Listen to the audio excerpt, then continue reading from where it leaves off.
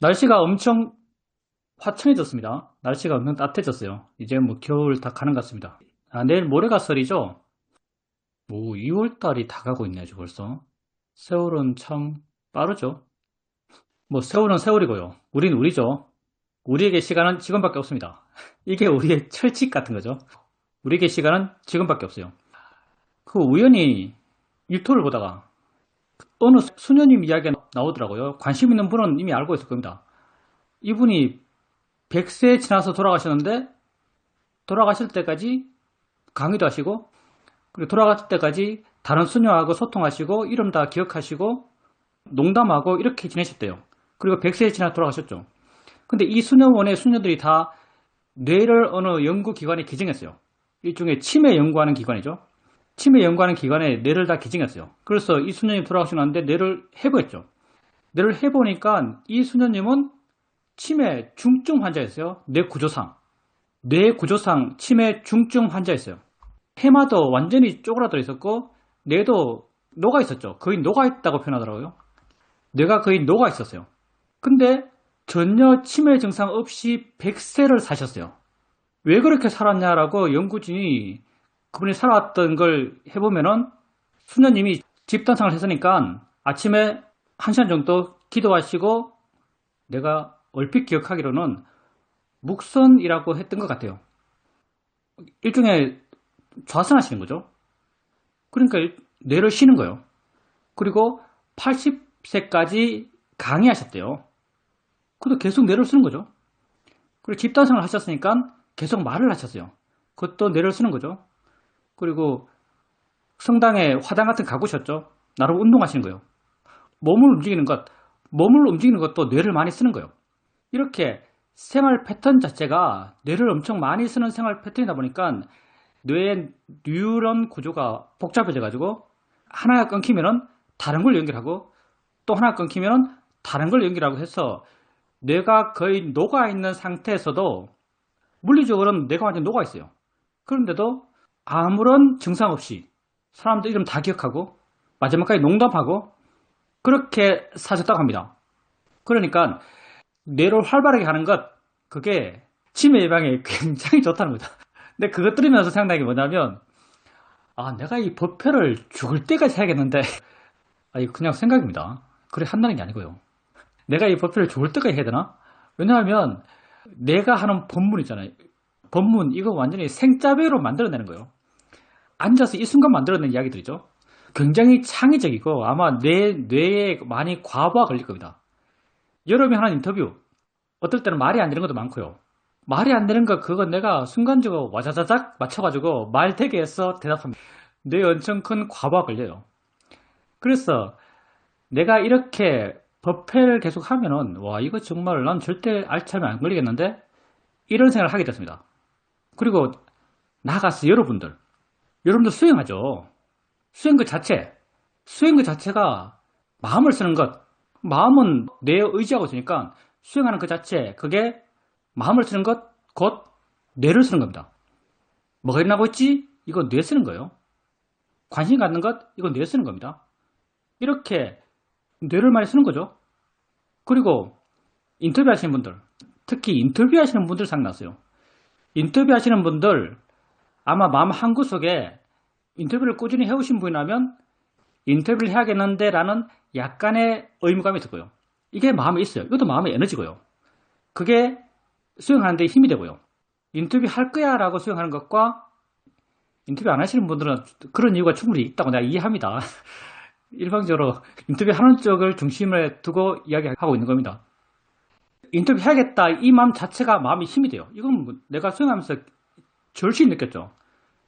내가 아주 마음이 예민할 때 마음의 힘의 강약을 느끼면서 살았죠. 그때는 좌선하면서 인터뷰거리가 없는데 이번 좌선에서는 인터뷰거리가 하나 있어야겠는데 라고 하면요, 순간 마음의 에너지가 쭉 올라가요.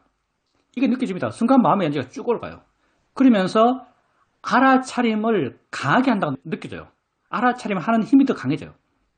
그리고 여러분이 수행해 나가다가 어떤 체험을 해요. 어떤 체험을 하면 나는 그랬는데 여러분도 그런지 모르겠지만 이거 인터뷰거리인데 라는 생각이 들 수 있습니다. 이거 인터뷰할 만한데 라는 생각이 들어요. 그러면 그걸 가만히 안 놔둬요. 그걸 나름 머릿속에서 굴리고 있습니다. 이렇게 말할까? 저렇게 말할까? 이렇게 보면 더 좋은 건가? 저렇게 보면 더 좋은 건가? 이렇게 굴리고 있어요. 다 뇌를 쓰는 겁니다. 다 마음을 쓰는 거예요. 그리고 이렇게 인터뷰할 이야기가 있는 분이 법에 참석해요. 아마 참석할 때 나는 어차피 인터뷰 안 해 라는 이런 마음으로 참석하는 분의 마음의 파워, 마음의 각성도, 오늘 이러이러한 내용을 인터뷰할 거야, 인터뷰를 준비하고 있는 사람의 갖고 있는 마음의 각성도, 이게 상당히 많이 다를 걸로 생각됩니다. 다를 수밖에 없는 거죠. 어느 정도 자기 인터뷰 올 때까지는 어느 정도 긴장감이 있을 거예요. 다 마음의 힘이에요. 그리고 인터뷰 말을 하죠. 거의 대부분 현직에서 거의 퇴직하신 분들이 많은데요. 인터뷰할 때 말하고 있는 그런 말의 논리성, 조리, 단어 선택, 표현의 점잖음, 이런 식으로 일상생활에서 말할 경우가 거의 없을 거로 생각합니다. 일상생활에서는 거의가 즉흥적으로 나오는 대로 이렇게 말하면서 여러분 살 것 같아요. 근데 인터뷰할 때는 뭔가 앞뒤를 맞춰야 되고요. 말이 되게 해야 되고요. 단어 선택에 신중해야 돼요. 얼마나 내적 에너지가 많이 들어있어요. 뇌의 과부하가 많이 걸리겠어요. 다 그렇게 하는 거죠. 그리고 끝나고 나서 또 내 말을 들어요. 뭐 내 말이 여러분에게 강한 자극이 될 수도 있고 안 될 수도 있는데, 어떤 분들에겐 이게 의미로 와닿겠죠. 의미로 와닿으면 그게 또 여러분 마음에 충격이 돼요. 그래서 인터뷰하면서 인터뷰 준비하고 인터뷰하고 다시 정리하고 하는 이 모든 과정들이 마음을 많이 쓰는 과정이겠구나. 다시 말하면 뇌를 많이 쓰는 과정이겠구나. 뇌에 과부하가 많이 걸리는 과정이구나. 이런 생각이 들었습니다. 그래서 물론 수행 그 자체가 좋지만 세상에서는 치매를 가장 무서운 병이라고 생각하잖아요. 자기를 망각하는 병이니까. 그래서 이게 물리적인 어떤 뇌의 수축, 유전적으로 그럴 수 있겠죠. 물리적인 뇌의 변화, 이것과 무관하게 전혀 치매를 앓지 않을 수 있어요. 그러기 위한 제한적인 우리 삶 속에서 법에 참석하고 수행하고 인터뷰하고 하는 이게 뭐 가장 이상에 가까운 그런 삶의 형태가 아닐까라는 생각을 하게 됩니다. 정말 우리가 마음을 많이 쓰는 것 같아요. 당연히 뇌를 많이 쓰는 거죠. 그래서 인터뷰 좀 하십시오. 인터뷰를 좀 많이 해야 내가 본문을 짧게 합니다. 어찌되었든 우리 수행하는 게 정말 좋다라고 다시 한번 느낍니다. 마음을 많이 쓰십시오. 수행하는 그 모든 과정이 여러분의 마음을 쓰는 과정이에요. 질문입니다. 손주를 봐주러 잠실대교를 운전하고 있었는데 운전은 운전대로 하고 또 마음은 또 마음대로 일어나는 것을 보고 있었습니다. 좀 떨어진 듯 했고 마음에 편안함이 있었습니다. 저번 인터뷰가 끝나고 나서 마음이 조금 우울해졌습니다. 스님께서 이제 밀도 있게 알아차림을 하는 것이 어떻겠냐라고 이렇게 말씀해 주셨는데, 어떻게 하면 밀도 있게 수행하는 건가? 거기에 대해서 계속 생각하고 마음에 여운이 남았습니다. 밀도 있는 알아차림을 한다는 것은 알아차림의 지속성이 있어야 되고 또 지혜 있는 알아차림을 한다는 이야기인데, 그러면 그동안 내가 수행을 어떻게 했나 여기에 대해서 생각하게 되었습니다. 어쨌든 수행을 하려고 노력을 많이 하고 또 그 다음에 유튜브나 뉴스 이런 거는 일절 안 보고 시간 나면 항상 알아차림 하는 쪽으로 마음을 많이 돌렸고, 그런 가운데서 내가 이제 이렇게 수행한다 이런 생각이 마음에 있지 않았나라는 생각이 듭니다. 잠깐 수행을 하지 말까 이런 생각도 좀 드는데, 그래도 계속 알아지는 것이 있으면 알아지고 그냥 모든 게 알아지는 것이 없어지지 않았습니다. 수행을 한다는 것이 그냥 보는 대로 느끼는 대로 바르게 알면 되는 건데, 그게 요즘 어떻게 해야 된다? 어떤 것이 바른가? 이런 고민들이 조금 있습니다. 수행 쪽 고민을 한다는 건 굉장히 좋은 일입니다. 고민해봐야죠. 어떻게 수행하는 게 바른가를 당연히 고민해야 됩니다. 수행자님이, 제가 수행자님 잘 모르죠. 근데 나름 인터뷰를 많이 해봤고요. 나름의 내 판단도 있죠. 물론 내 판단이 틀릴 수 있습니다. 내 판단이 틀리면은 스님은 왜 나를 저렇게 보지? 난 이렇지 않은데 라고 생각하면 돼요. 틀릴 수 있으니까. 그리고 인터뷰나 법회를 칭찬받기 위해서 하는 게 아니죠. 물론 그런 마음도 모든 수행하는 사람이 있어요. 근데 별로 도움이 안 돼요. 칭찬 그 받아서 뭐 하겠어요, 사실은요.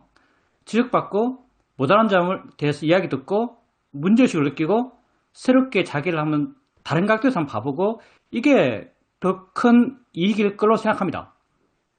세상에서 경험상 여러 사람 만나면서 지혜 있는 사람과 신심 있는 사람이 있어요. 우리가 수행해서 마음의 균형을 맞춘다 그래요. 마음의 균형을 맞춘다 그래요. 수행 방법에서 제시되는 마음의 균형, 이건 대부분 노력과 사마디의 균형이에요. 노력은 마음의 활발함, 사마디는 마음의 고요함. 이 두 가지의 균형을 중시하고 방법론적으로 주어지는 것은 대부분이 이 두 가지를 맞추는 거예요. 대표적으로 좌선하고 경영하고, 좌선은 사마디가 잘 길러지고 경영은 위리야, 노력이 잘 길러져요. 그리고 뭐 좌선할 때 둔해지면 뭐가 일어나고 있지?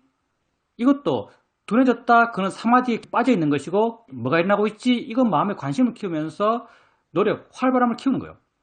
기본적으로 이 두 가지 균형을 어떻게 맞추는가, 이게 주된 거죠. 근데 이 두 가지의 균형만큼이나 중요한 게 사실은 지혜와 신심이에요. 지혜와 신심. 지혜는 어떤 특징이 있는가? 지혜는 뭔가 많이 봐요. 가능성을 열어둬요. 신심은 하나 보는 거죠. 하나를 보고 다른 것을 배척한다? 다른 것에 대해서 주목을 안 한다? 이런 마음의 성질이에요. 하나에 몰입하는 마음의 성질. 이게 신심의 마음이죠. 신심의 마음, 신심의 마음이 강한 분들, 이런 분들은 세상에서 아주 성실한 분이 많아요. 정말 세상을 성실하게 사는 사람, 세상에 있어 바른 사람, 착한 사람, 성실한 사람, 훌륭한 사람이라고 칭찬하는 사람이 많아요. 왜냐하면 자기가 생각하고 있는 바른 삶의 모습, 거기에 맞춰서 살 마음의 힘이 있어요. 이게 신심의 힘이에요. 근데 이게 반대급부가 있죠. 마음의 균형이 완벽히 많은 사람이 별로 없어요. 이렇게 신심이 강한 분들은 그 반대편에는 마음의 성질, 지혜의 힘이 약한 경우가 많아요. 이 두 가지가 다 완벽한 사람은 세상에 별로 없겠죠. 나는 수행자님이, 다시 말하지만 내 생각이에요. 틀릴 수 있습니다. 나는 아닌데 왜 스님 저러지? 이렇게 생각되면 수행자님 생각이 맞아요. 나는 수행자님께서 신심형이라고 생각해요. 아마 세상에서 많은 칭찬을 받고 사셨을 거예요. 정말 삶을 바르게 살아오시는 것 같아요. 진짜 성실하게 사셨고요. 자기가 생각하는 바른 생활 태도, 바른 삶의 방식, 이걸 꾸준히 실천하면서 그렇게 사셨던 것 같아요. 근데 반대급부로 신심의 힘, 이 발음의 힘, 옳다고 생각하는 그 옳거든, 그게 지혜 쪽과 균형이 맞는가라고 한다면은 이런 균형이 맞지 않을 가능성이 있다고 생각해요. 그래서 수행자님에게 신심과 지혜 가운데 뭐가 부족한가라고 말하면 난 지혜 쪽이 부족하다고 생각합니다. 내가 인터뷰를 한 5분 정도 했죠? 하면서 느꼈던 거예요. 지혜 쪽이 부족하다고 생각합니다. 그래서 지혜 쪽에 대해서 수행자님께서 좀 더 노력할 필요가 있는데 이게 정말 어려워요. 왜냐하면 지혜와 신심은 거의 타고나는 거거든요. 어느 정도 타고나요.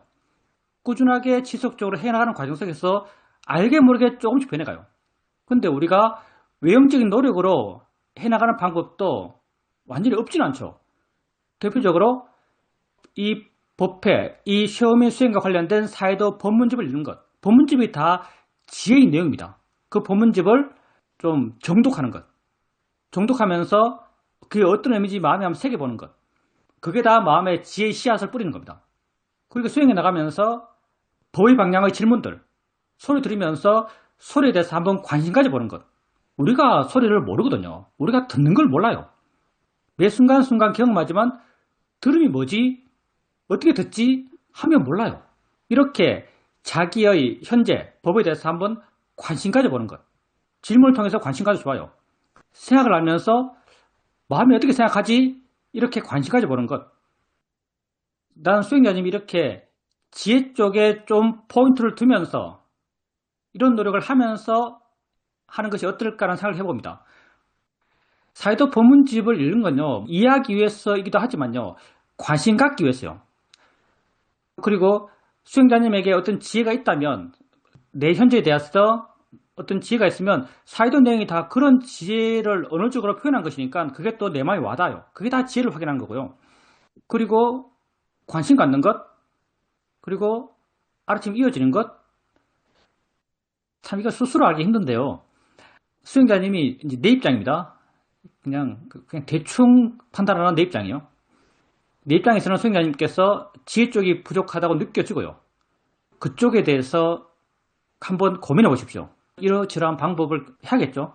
책 읽고 이해하려고 노력해보고 생각하고 관심 갖고 질문하고 어디 갈까 고민하고 그게 다 지혜를 쓰는 겁니다. 그런 과정 속에서 조금씩 이 신심과 지혜의 균형이 맞아지지 않을까 생각합니다. 사실은 신심과 지혜에서 뭐가 앞서는가? 수행에서는. 물론 타고난 것도 있겠지만 수행 과정에서 신심과 지혜에서 지혜가 앞서요. 왜냐하면 지혜는 이해하는 거죠. 본다는 게 뭐다라고 이해한 사람이 있어요. 그 사람에겐 보는 게 뭐구나라는 신심이 따라와요. 믿음이 따라와요. 이해하면 그 이해의 내용에 대한 믿음은 따라와요. 이해의 내용에 대한 믿음, 이건 내가 일으킬 필요가 없어요. 이해하면 저절로 생기는 거죠. 그래서 수행 과정에서는 지혜가 앞서고 신심이 따라와요. 그래서 지혜 쪽에 좀 더 힘을 쓰는 것, 지혜 쪽에 대해서 좀 더 고민하는 것, 이게 제 판단에서는 필요하다고 느껴집니다. 그리고 운전하시면서 손주 돌봐주러 가면서 운전하면서 갈 때 날이 엄청 화창합니다. 그때 수행자님이 마음이 느끼는 거죠. 많이 물러나 있고 자기에게서 알아진 것에서 이렇게 지켜보고 있는 듯한 느낌 들어요. 보고 있다고 느껴져요. 이렇게 대충 하면 됩니다. 운전할 때의 수행, 그게 바른 수행이요. 운전할 때는 바르게 수행하지 않으면 사고 납니다. 뭣도 그렇게 강하게 알려하지 않고 그냥 알아지는 대로 여유있게 알고 있는 상태, 그게 바람직한 알아차림 상태고요. 이렇게 알아차림이 가벼우면 알아차림의 이어짐도 쉬워요. 알아차림이 강력할 필요 없어요. 이어짐이 강력할 필요 없어요. 그냥 있으면 돼요. 사실은 가벼우면 가벼울수록 바르다라고 말할 수 있습니다. 우리 입장에서는. 가벼우면 가벼울수록 바르다라고 말할 수 있어요. 그럼 밀도 있는 수행에서 고민하시는데 고민하는 건 굉장히 좋습니다. 밀도 있는 수행. 사실은 이것도 좀 지혜와 연관돼서 내가 저번 시간에 말했던 거죠. 좀 힘있는 마음으로 좀 밀도 있게 수행하게 되면 뭔가 있는 걸 좀 더 있는 그대로 보게 되고 있는 걸 좀 더 있는 그대로 보게 되면 관심이 생기고 관심이 생기면 더 객관적이 되고 어떤 이해가 생겨나고 이렇게 지혜가 나올 수 있는 조건에 대해서 내가 다른 표현으로 밀도 있는 수행 이렇게 말했죠. 수행의 말씀처럼 밀도 있는 수행이 되기 위해서는 알아차림의 이어짐이 중요하고요. 그리고 관심을 갖는 것 이게 중요합니다. 그리고 수행은 중요합니다. 수행자님이 수행자님을 위해서 하는 거예요. 누구를 위해서 하는 것도 아닙니다. 나를 위해서 하고 있는 수행입니다. 그리고 나를 위해서 하는 활동 가운데 진정으로 나를 위하는 것 하면은 어떤 게 있을까요? 세상에서도 나를 위해 나는 많이 삽니다. 먹기도 하고 자기도 하고 운동하고 화장하고 옷 입고 거의 모든 활동이 나를 위해서 하는 거예요. 근데 수행만큼 진정으로 나를 위해서 하는 활동이 세상에 있을 것 같지 않습니다. 왜? 수행은 마음이 좋아지는 거죠. 수행은 마음이 좋아지는 거예요. 마음이 좋아지는 것 이상으로 나를 위하는 게 있을까요? 우리가 이 수행을 통해서 마음이 좋아지는 것, 이 좋아진 마음은 내 밖의 세상에 그 무엇에도 의지하지가 않아요. 내 삶의 상태가 어떻게 되어도 상관없어요. 알아지는 게 사실은 다 같다고 이해하니까. 모든 보여지는 게 단지 보여지는 것이요. 모든 들려지는 게 그냥 들려지는 거죠. 모든 느낌은 그냥 느낌이요. 모든 생각은 그냥 생각이요. 우리 삶, 우리 인생, 이게 다 보고, 듣고, 느끼고, 생각하고, 맛보고, 냄새 맡는 거죠. 이 모든 것에 대해서 마음이 좋아져요. 무엇이 보여도 상관없잖아요. 아름다운 게 보여도 그럼 보이는 것이고요. 추한 게 보여도 그건 보이는 것이요. 시끄러운 소리가 들려도 그건 소리고요. 감미로운 소리가 들려도 그건 소리요. 우리는 시끄러운 소리에 대해서도 자유로워서 마음이 졸려고요. 감미로운 소리에 대해서도 이해해서 자유로워서 마음이 졸려요. 그러니 이 수행을 통해서 좋아지는 마음의 방향, 이건 절대적이죠. 삶의 조건, 알아지는 게 무엇이든 아무 상관이 없어요. 그래서 내 삶의 조건에 의지해서 나를 위한 활동들, 내가 세상에서 흔히들 사람들이 나를 위해서 했어 라고 말하는 그 모든 것이 여기 들어가죠. 삶의 조건에 의지해서 나를 위하는 것. 맛있는 거 먹고, 좋은 거 느끼고, 좋은 거 보고, 좋은 소리 듣고. 근데 그건 영원할 수가 없죠. 바뀌면 마음도 바뀔 거예요. 근데 수행으로 좋아지는 마음, 이건 그 무엇도 필요 없습니다. 내게 없을 수 없는 것에 의지해요. 내게 없을 수 없는 것, 그게 알아지는 것이죠. 알아지는 것이 있으면 우린 좋은 마음을 개발할 수 있어요. 근데 알아지는 것이 없을 때가 없어요. 따라서 언제나 우리는 좋은 마음을 개발할 수 있습니다. 그러니 나를 위한 삶, 나를 위한다는 게 이기적인 게 아니고요. 바른 나를 위한 거예요. 바른 나를 위한 삶, 여러 가지 방식 가운데 이 수행보다 더 의미 있고 가치 있고 진정으로 나를 위한 방법은 세상에 있을 것 같지가 않습니다. 이 수행하는 게 혼란스럽다고 한다면요. 이것도 사실은 중요한 의미를 갖고 있습니다. 수행하는 게 혼란스럽다 한다면요. 수행자님이 수행하는 것에 대해서 아직까지 깊이 이해하지 못하고 있다고 판단할 수 있습니다. 수행은 이해하면 이해할수록 단순해져요. 그리고 더 깊이 이해하면 아무것도 없어요. 내 일상의 삶과 똑같아요. 원래 살듯이 수행해요. 수행하듯이 살게 되고요. 그러니까 수행이 복잡하다, 이런 고민이 많다, 이런 생각을 하신다는 것 자체가 수행자님께서 아직까지는 수행에 대한 이해가 약하다라고 말할 수 있고요. 사실 이것도 지혜와 연관되어 있을 겁니다. 이런 말 듣는 게 힘들지 모르겠는데 뭐 이런 목적으로 하는 겁니다, 우리는. 그리고 내 판단이 틀릴 수 있다는 걸 저도 인정합니다. 사람에 대한 판단이 틀려본 적이 여러 번 있습니다. 인터뷰를 통해서 받는 단편적인 인상에서 제가 이런 말을 드리는 거니까 한번 생각해 보십시오. 질문입니다. 저번 수요일 날 있었던 대면법회 녹음을 다시 한번 들어봤습니다. 그런데 어떻게 인터뷰를 하면서 제가 다른 사람을 전혀 인식하지 않고 하고 싶은 말을 다 내놓고 있는가란 그런 생각이 들었습니다. 이런 점은 이전에 사회생활을 하면서 늘 취약하다고 여겼던 부분이었습니다. 여러 사람과 함께 있을 때 가능하면 말을 하지 않았습니다. 이런 변화가 어디에서 오는 걸까라는 생각이 들었습니다. 모든 게 마음의 작용이고 말을 하면서도 이렇게 작용하는 마음이 계속 지휘를 하고 있습니다. 이런 걸 알고 있으니까 정제되지 않은 표현이긴 하지만 그러면서도 그런 표현을 하고 있는 걸 알 수 있습니다.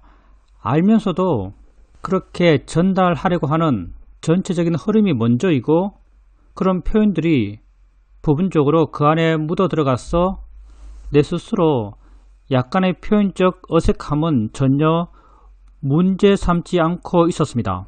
뭔가 간결하고도 전체적인 느낌이 들었습니다. 그래서 내가 많이 변했구나라는 생각도 합니다. 정말 과거는 과거고 현재는 현재고 또 이 현재는 계속 변해가고 있는 지금입니다. 수행을 하게 되면 변한 자기 모습을 자주 발견합니다. 근데 내가 변했다라고 하면요, 과장이고요. 사실은 내가 변했다는 과장이 우리 잘 안 변합니다. 좀 더 정교하게 말하면 내가 지혜 있을 때 다르게 행동한다, 이렇게 말할 수 있어요. 내가 지혜 있을 때 다르게 행동한다. 지혜 있을 때는 그래요. 근데 과연 수행자님이 남편 친구들과 함께 식사하고 있을 때 할 말 다 하는가? 아마 아닐 겁니다. 그때 무슨 말을 하게 되면 아마 그 말은 수행자님에게 강한 충격이 될 겁니다.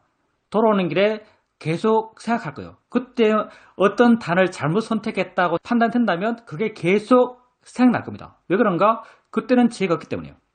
만약에 그런 실제 삶의 상황, 내가 거북하게 생각하는 사람과 함께 있으면서도 마음의 지혜가 충만하다면 아무 부담 없이 남 시선 신경 쓰지 않고 내가 그때 이렇게 하는 게 옳아라고 생각하는 그런 말과 행동을 할 거예요. 그리고 돌아서서 잊어버릴 겁니다. 근데 이렇게까지 우리가 잘 안 돼요. 우리 힘이 정말 좋으면 그럴 수 있겠는데 이게 쉽지가 않습니다. 이건 저한테도 그대로 적용되는 말이에요. 전 버페 때만 말이 많습니다. 전 버페 때만 말이 많아요. 평소에는 입 꾹 닫고 삽니다. 설령 누가 불교, 수행 이런 말을 해도 전 입 꾹 닫고 살아요. 마음이 힘이 안 되는 거죠. 사실 마음이 힘이 안 되는 겁니다. 근데 버페 할 때는 기본적으로 내 마음이 좋아요. 내 마음이 깨어있고 자유롭고 지혜있죠. 그래서 뭐가 옳은지 알아요. 지금 뭐가 중요한지 아는 거죠. 어떻게 말해야 될지, 어떤 말을 해야 될지, 어떤 단어를 써야 될지를 순간순간 선택하지만 그 선택에 나름 이게 옳다란 내 판단들이 개입되어 있죠. 수행에도 마찬가지일 겁니다. 인터뷰하면서 말을 해요. 말을 해도 기본적으로 마음이 가볍고 물러나 있고 자유로운 상태예요. 하고 싶은 말을 해요. 표현이 잘못될 수 있죠. 표현이 잘못된 것에 대해서 금방 잊어버리고 또 다른 선택을 해요. 다르게 갔다가 또 잘못되면 다르게 갔다가 내 말이 설령 나의 부족한 면을 드러내는 말이라 하더라도 그 말을 듣는 다른 사람에 대해서 별로 신경 안 써요. 왜? 다른 사람 신경 쓴다는 게 번뇌니까. 다른 사람 신경 쓴다는 게 의미 없으니까. 바르지 않다라고 그때 내가 알기 때문에. 그래서 그냥 내 할 말을 합니다. 마음이 좋을 때 그렇죠. 그렇게 마음이 좋을 때 평소에 나와 달라진 나를 발견합니다. 근데 일상의 삶 속에서는 여전히 나는 옛날에 그런 어버이 굴레에서 살고 있는 경우가 아주 많죠. 어떻게 하겠어요? 당연히 일상의 삶에서도 수행이 조금씩 스며들어 가야 합니다. 물론 지금도 일상의 삶 속에서 수행이 조금씩 스며들어 가고 있죠. 근데 어디까지 스며들었는가? 내가 큰 가치를 부여하지 않는 삶의 내용까지는 보통 스며들어 있어요. 근데 내가 큰 가치를 부여한 삶의 내용, 거기까지 스며들기에는 우리의 마음의 힘, 지혜의 깊이가 많이 부족하죠. 그래서 내가 강한 의미를 부여한 대상과 함께 있을 때 그때 필요한 게 노력이에요. 우리가 못하는 것. 효율성자가 약한 것. 이게 노력인데 세상에서 말하는 노력이요. 우리가 뭐 위리아를 말하는 노력이 아니고요. 세상에서 말하는 노력. 내가 강한 의미를 부여한 대상과 함께 있을 때 그때는 생각해 주는 거죠. 우리의 노력은 주로 생각으로 해요. 저 보일 뿐이잖아 라고 생각해 주는 거죠.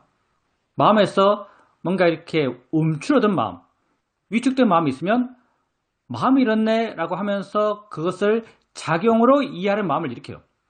그 사람이 말할 때 소리지 라고 하는 거죠.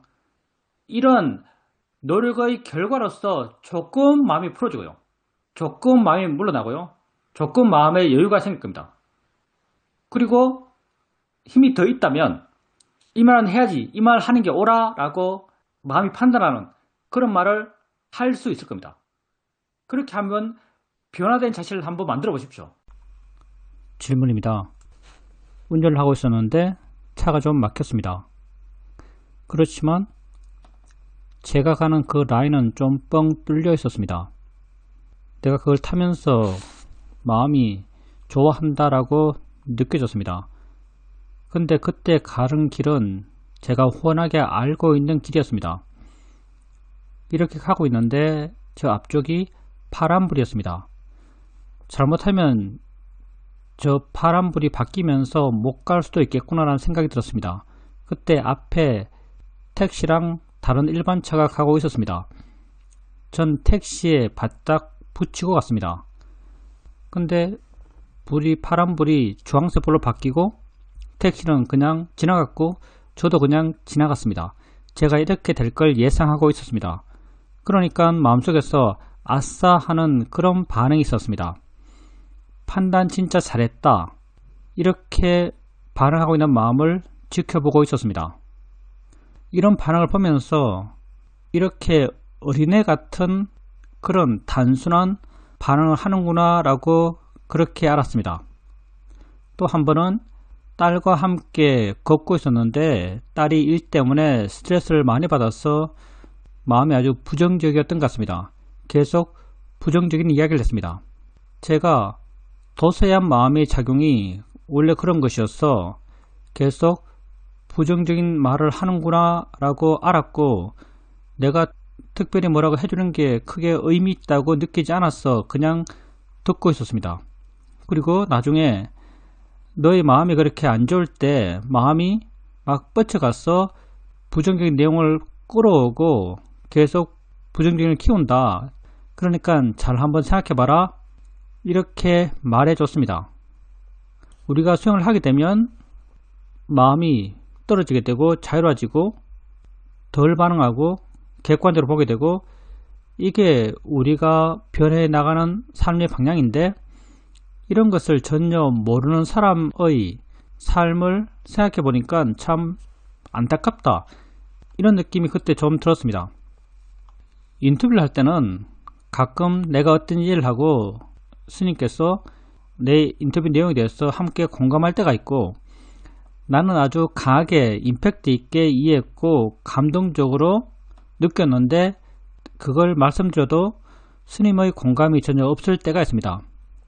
공감이 없을 때는 좀 안타까운 마음이 들었습니다. 그런데 어제 서인스님께 비슷한 맥락의 이해를 설명드렸는데 서인스님에게서 큰 공감을 이끌어내지 못했습니다. 그래도 마음은 전혀 반응하지 않았고 별로 안타깝다는 생각이 없었습니다. 그냥 평온했습니다.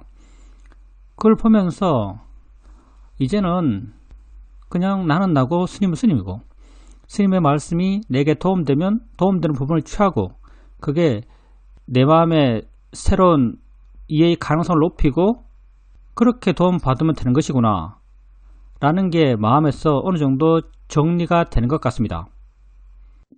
당연히 우리가 잘 모르죠. 당연히 완벽히 알지 못합니다. 그래서 지혜의 말은 단순하거든요. 단지 지혜의 깊이가 다를 뿐이에요. 그리고 그 지혜의 깊이를 말로 표현하는 건 약간 탁월한 능력이에요. 말로서 표현할 수 있는 것은 약간 탁월한 능력이에요. 근데 말이기 때문에 말하는 사람의 조건도 필요하고요. 듣는 사람의 조건도 필요해요. 말하는 사람은 바르게 의미 있게 말할 수 있겠지만 듣는 사람이 조건이 안 되면 또 그 의미를 전달받지 못할 경우도 충분히 있을 수 있습니다. 그래서 중요한 건 수행자님 자신이지, 인터뷰하는 사람이 알아들었나 못 알아들었나, 함께 공감하나 못하나 별로 안 중요합니다. 다 제한적인 조건 속에서 하고 있는 것이기 때문에 자기중심적으로 자기 상황을 파악해야 돼요. 수행하는 수행자 본인이 중심이죠. 그리고 인터뷰에서 들었던 내용들을 다음날 바로 적용해보고 지혜를 써보고 법에 머물러보고 그렇게 하신다면 그건 수행자님이 수행하고 있는 수행의 성실도를 보여주고 있어요. 그렇게 수행하면 인터뷰하는 게 자기 수행에 도움 안 될 수가 없어요. 들을 때부터 받아들일 준비가 되어 있고 나름 사료에서 이해하고 그걸 다시 적용하고 그렇게 나간다면 그 과정이 사실은 다 하나같이 지혜를 쓰는 거예요. 다 마음을 쓰기 때문에 가능한 거죠. 그 마음이 무슨 마음인가를 말한다면 지혜와 노력의 마음이라고 말할 수 있죠.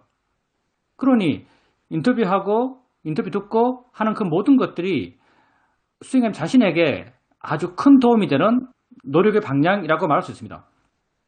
부정적인 생각을 하는 사람은 부정적인 말을 합니다. 근데 그 부정적인 말을 통해서 자기 부정적인 마음을 더 키워요. 이게 중생의 한계인 것이고 이게 삼사라의 원리죠. 삼사라의 원리가 왜 이래요? 자기 스스로 굴러가는 거죠. 자기 스스로 그 굴레 속에 있으려고 그래요. 번뇌의 마음 스스로가 그 굴레에 있으려고 해요. 그래서 삼사라가 시작을 알 수 없는 삼사라 이렇게 표현되는 거예요. 삼사라의 길이에 대해서는 이런 묘사가 있습니다. 내가 부모를 잃어서 흘린 눈물의 양이 저 오대양의 바닷물보다 많다. 이게 안 되죠. 부모와 헤어져서 흘린 눈물의 양이 저 오대양 바닷물보다 많다. 왜 가능할까요? 적어도 오대양을 채우고 있는 바닷물은 유한해요. 유한하잖아요. 지구라는 한계를 갖고 있으니까. 근데 부모를 잃어서 흘린 눈물은 무한해요. 조금이라도 무한을 더해가면요. 그건 무한입니다. 1 더하기 1을 무한대로 하면 그건 무한이에요. 그래서 부모를 잃으면서 흘렸던 눈물의 양은 무한대고요. 오대양의 물은 유한한 거죠. 그럼 당연히 부모를 잃었을 때 흘린 눈물의 양이 저 오대양의 물보다 많습니다. 근데 우리는 수행하고 있고요. 삶의 상황을 어떻게 대처해야 될지 알아요. 화가 나면 우리는 화인내라고 합니다. 객관화돼요. 마음에 여유가 생겨요. 그리고 어떻게 봐야 할지, 뭐가 바른지를 알아요. 그러니 벗어나는 길을 아는 거죠.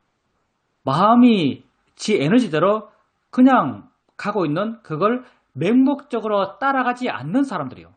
이런 사람들 세상에 아주 드물걸요.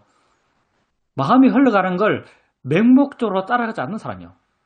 한 부류의 사람이 있겠죠. 아주 도덕적이고 아주 철저하고 정말 세상에 바른 삶을 사는 사람들.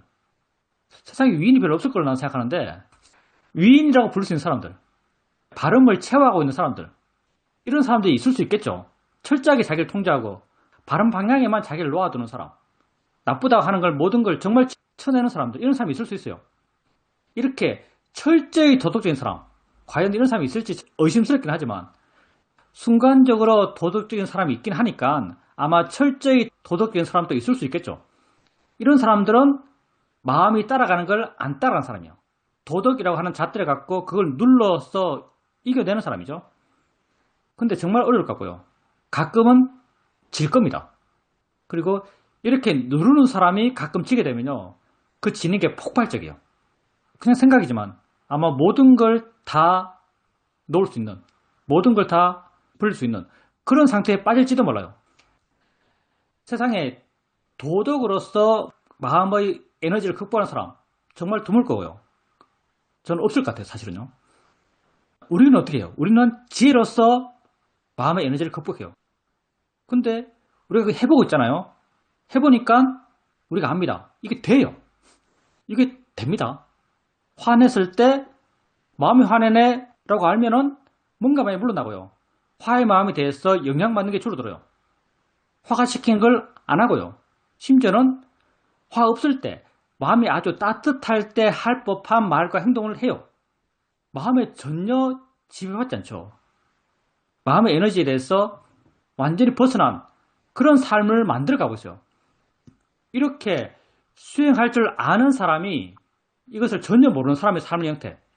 화나 있고 화 이야기하고 화 이야기하면서 더 화내고 더 화내면서 말이 더 험해지고 험해진 말에서 더 화가 나게 되고 이런 번뇌의 굴레, 괴로움의 굴레를 보는 사람을 보면 안타까운 마음이 생길 것 같아요. 더군다나 그때 수행자님이 아마도 수행하고 있었을 겁니다. 수행자님이 그때 수행하고 있는데 자기의 발음을 알고 있는데 다른 사람의 행동을 보면 저 사람이 어떤 마음을 하고 있구나라고 또 알아요. 근데 그 사람이 그렇게 번뇌의 굴레를 걸으면서 더 깊이, 더 깊숙이 들어가요. 그런 모습을 보면 당연히 안타까운 마음이 생깁니다. 근데 어떻게 해줄 수는 거의 없어요. 이게 생각보다 아무나 갈 수 있는 길이 아니에요. 내가 생각하기에 왜 이게 생각보다 지혜 명상이라는 게 아무나 할 수 있는 게 아닌가라고 생각되냐면 이건 수행의 결과가 욕심의 대상이 못 돼요. 우리는 잘 돼도 잘 됐다고 스스로 생각할 수 없는 그런 수행을 해요. 내세울 게 없어요. 자랑할 게 없어요. 욕계에 살고 있는 우리죠. 우린 욕계의 존재들이요. 욕계에 살고 있는 우리에게 세상의 가장 기본적인 에너지는 욕심이죠. 욕심을 추구하면서 살아요. 근데 지혜명상은 지혜명상의 결과가 있어요. 우리가 뭐 자유로운 마음, 가벼운 마음, 물러나는 마음 이런 말 해요. 근데 자유롭고 가볍고 물러나면요. 자유롭고 가볍고 물러나는 이 마음에 대해서 좋다고 느껴지지 않습니다. 처음에 잠깐 좋을 수는 있어요. 변화가 있을 때. 변화가 느껴질 때. 근데 물러난 상태로 계속 살고 가벼운 상태로 계속 살고 자유로운 상태로 계속 살게 되면 그게 물러나 있다, 가볍다, 자유롭다고 생각되지가 않아요. 그래서 좋아도 좋아진 줄 모르는 수행이요. 좋아도 좋아진 줄 모르는 수행을 과연 누가 할 것인가? 좋아져도 좋아진 줄 모르는 이 수행을 대중적으로 사람들이 할 수 있을까라고 한다면 할 수 없습니다. 그래서 이 수행이 정말 의미 있다고 느껴지면 여러분들이 바라면 좋은 겁니다. 그리고 운전하시는 이야기 물론 계속 말씀하셨죠. 계속 자기에게 일어난 걸 알아요. 강력한 자극이죠. 노란색 불에 지나가요. 그리고 앞차의 행동을 판단하고 어떤 내 행동을 결정해서 원래 했던 목적을 달성했어요. 재밌는 이야기예요. 그리고 그 마음이 일어나는 것도 아마 격렬했을 겁니다. 근데 그게 좋은 마음인가? 그 자체로. 물론 안 좋은 마음도 지켜보면 발언성입니다. 화냈을 때 화낸 게 나쁜가?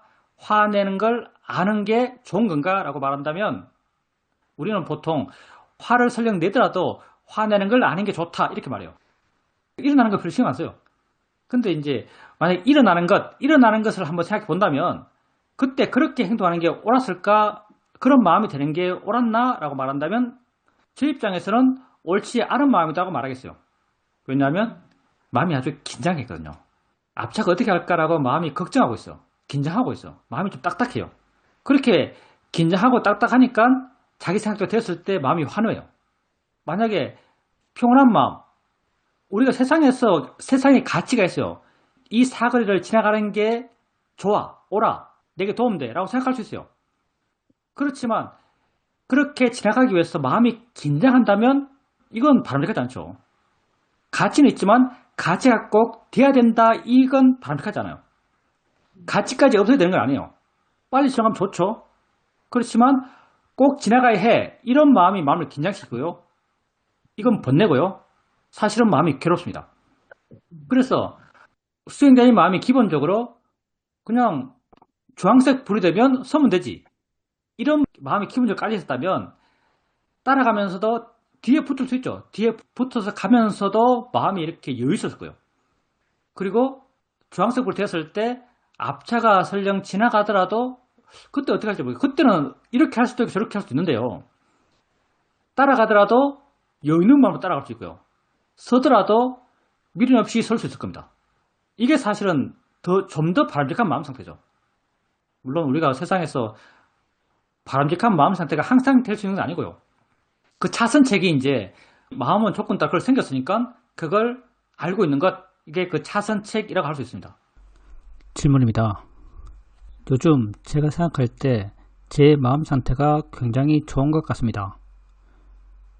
요즘 느껴지는 것이 마음이 지금에 있다는 것만큼 나를 지켜주는 것이 없다라고 하는 이것을 절실히 느끼고 있습니다. 그리고 요즘은 아는 범위가 좀 넓어졌습니다. 옛날에는 걸을 때 넘어질까 봐서 항상 발에만 관심을 두고 알아갔습니다. 그렇지만 지금은 발에 관심을 가지면서도 다른 것에도 관심이 많이 가게 되고 다른 것도 많이 알아지고 있습니다. 그리고 스님께서 아까 치매에 대해서 말씀하셨는데 제가 요즘 생각하는 것은 이 수행하는 것이 나의 습관이 되면 좋겠다라는 것입니다. 습관이 된 것만큼 나를 움직이는 힘이 있는 것 같지 않습니다. 그래서 항상 습관이 되면 깨어있고 마음의 힘을 쓰고 머리를 쓰고 에너지를 일으키고 하기 때문에 치매가 예방되지 않을까라고 생각합니다.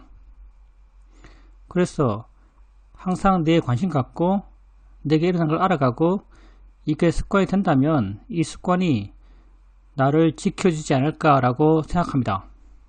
물론 우리가 삶의 가치가 각자 개인적으로 다 달라요. 수행자님이 하시는 말씀은 하나같이 이제 건강, 보호, 안 다치는 것 여기에 엄청 포인트가 많이 잡혀 계시죠. 그래서 마음을 지켜보는 것, 마음이 지금 있는 것 이게 가장 나를 지켜주는 행위다. 이제 이렇게 말씀하시고요. 물론 그렇게 잘못됐다는 게 아니고요. 나는 만약 말한다면 지금 마음이 내게 있는 것, 이게 가장 바람직한 내 삶의 모습이다. 가장 옳은 내 삶의 모습이다. 저는 이렇게 느껴져요. 가장 옳은 내 삶의 모습이다. 근데 수행자님은 지금 마음을 내게 두는 것, 지금 현재 있는 것, 이게 가장 나를 지켜주는 그런 삶의 방식이다. 이렇게 말씀하세요. 좋습니다. 수행자님에게 관심거리죠. 근데 굳이 여기서 문제를 한번 집어낸다면 사실은 내가 어떻게 돼야 돼. 이게 우리를 괴롭힙니다. 건강까지도. 내가 건강해져야 돼. 내가 다치지 않아야 돼요. 물론 다치지 않아야 돼요. 가치는 있어요. 근데 가치에 집착하면 그게 괴로움의 원인이 됩니다. 수행자님 하신 말씀이 일관성 있게 건강, 안 다치는 것 여기에 포커싱이 돼 있죠. 그게 삶에서 당연히 가져야 될 가치지만요. 그게 너무 강하면 수행자님의 괴로움의 원인이 될 수도 있습니다. 그거에 대해서도 한번 생각해 보십시오. 그리고 요즘 마음이 좋다고 말씀하시는데 아마 수행을 꾸준하게 하니까 마음이 좋을 거고요. 마음이 좋아진 그 한 모습이 경영할 때 모습이에요. 옛날에는 넘어질까 싶어서 발을 붙였는데 지금 마음 힘이 좋으니까 발에 관심을 두더라도 다른 것들도 알아집니다. 발을 보고 있는 마음은 설령 수행자님의 마음이라고 생각되더라도 다른 걸 알고 있는 마음, 다른 걸 알고 있는 마음은 지가 스스로 생겨나요. 지 에너지로 지가 스스로 생겨나는 거죠. 그게 마음의 활발함이고요. 마음이 끼어있는 거죠. 끼어있는 마음으로 지가 스스로 일어나서 지 일을 지가 스스로 해요. 이게 노력의 마음, 활발한 마음이고 힘이 서진 마음이에요. 그래서 수행자님께서 수행을 그렇게 꾸준하게 하시니까 마음이 그렇게 힘있게 되었다라고 말할 수 있습니다. 수행이 습관이 되는 것, 이건 우리의 꿈입니다. 수행이 습관이 되는 것, 이게 우리 꿈이에요. 수행이 정말 습관이 잘 안 돼요. 왜냐하면 우리가 지혜 명상은 10년 동안 가끔 했지만요. 번뇌 명상은 평생 동안 쉬어본 적이 없어요. 그래서 지혜 힘이 강한가 번뇌 힘이 강한가 하면 번뇌 힘이 더 강하다라고 이렇게 말할 수밖에 없습니다. 근데 이렇게 지혜로 수행하는 것은 습관이 되지 못하는가? 글쎄요. 그렇게 같지는 않습니다. 이게 하다 보면 조금씩 되는 것 같아요. 왜냐하면 내가 아는 것이 항상 내게 있는 거예요. 원래 힘들지 않아도 원래 알아지는 거예요. 엉덩이 느낌. 이게 뭐 그렇게 어려운 건가요? 눈 뜨고 보면 보이는 게 있다는 것. 이게 그렇게 힘든 게 아니죠.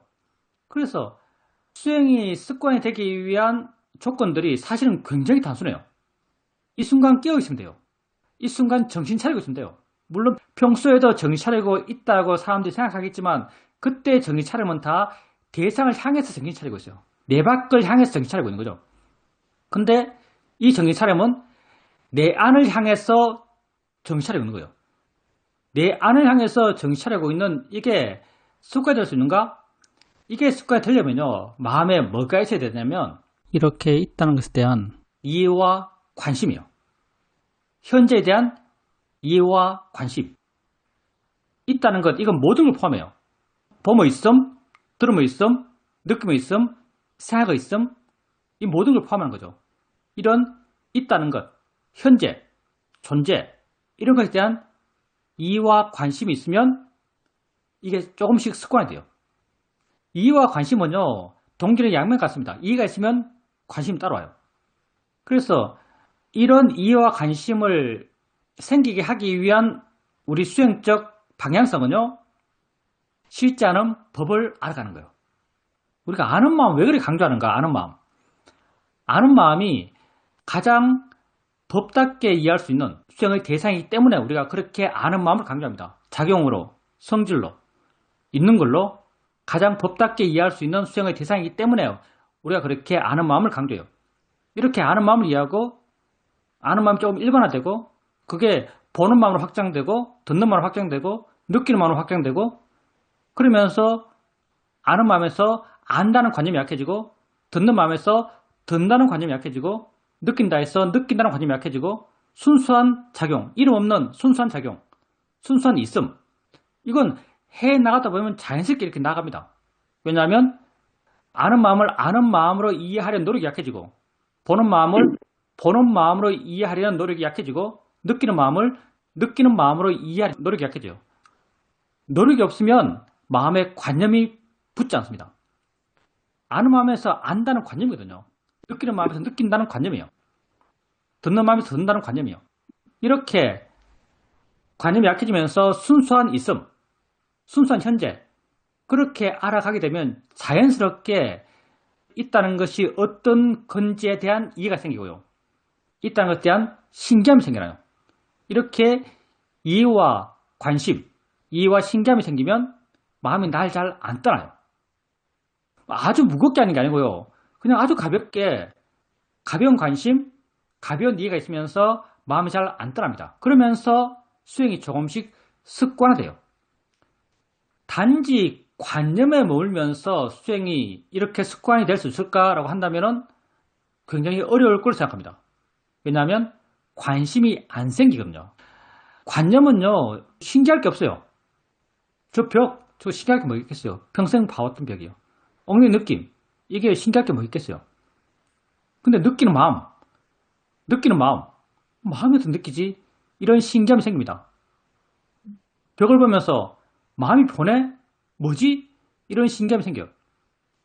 그래서 수행자님께서 지금 그렇게 마음이 좋아져 가고 있고 더 넓게 많이 알아가고 있고 더 넓게 많이 알아간다는 것은 마음이 그만큼 물러나서 노력하지 않는단 말이에요.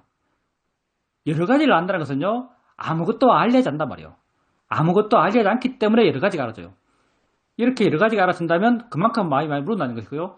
이렇게 마음이 물러나 있을 때 실제로는 법을 한번 이해해 보려 해보십시오. 아는가? 라고 할 수 있고요. 재성과 함께 뭐가 있나? 라고 할 수 있고요. 이렇게 실제로는 법을 한번 이해해 보려 해보십시오. 질문입니다.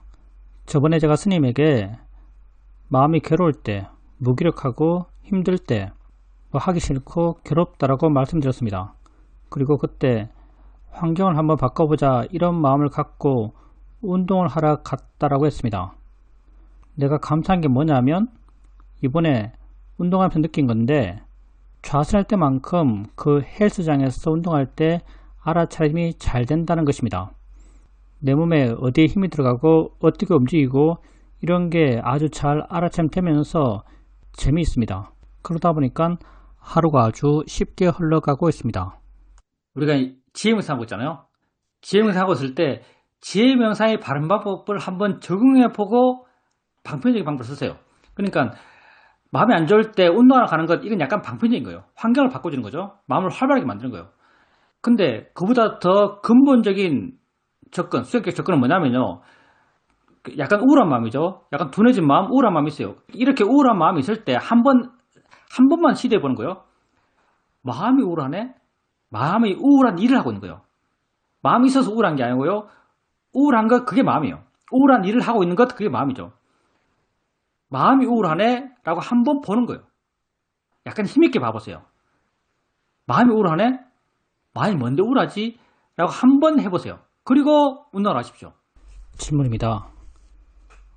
오전에 남산을 혼자 한 2시간 정도 걸었습니다. 걸으면서 수행하겠다 이런 생각 없이 그냥 걷는데 좋았습니다. 내려와서 남편과 만나서 점심을 먹는데 남편을 향해서 마음이 따뜻하다라고 알아줬습니다. 남편이 칼로리 높은 후식을 먹자고 했는데 원래 나는 그런 걸 잘 안 먹는데 같이 먹어줬습니다. 요즘은 수행과 삶이 참 단순하다라고 느껴집니다. 몸이 안 좋아서 집에 있고 수영도 못하고 헬스도 못하고 하고 있지만 아침에 일어나서 좌선하고 식사하고 집안 왔다 갔다 하면서 또 좌선하고 이런 삶인데 느낌상 좌선에 대한 진입장벽 같은 것이 없어진 그런 느낌입니다.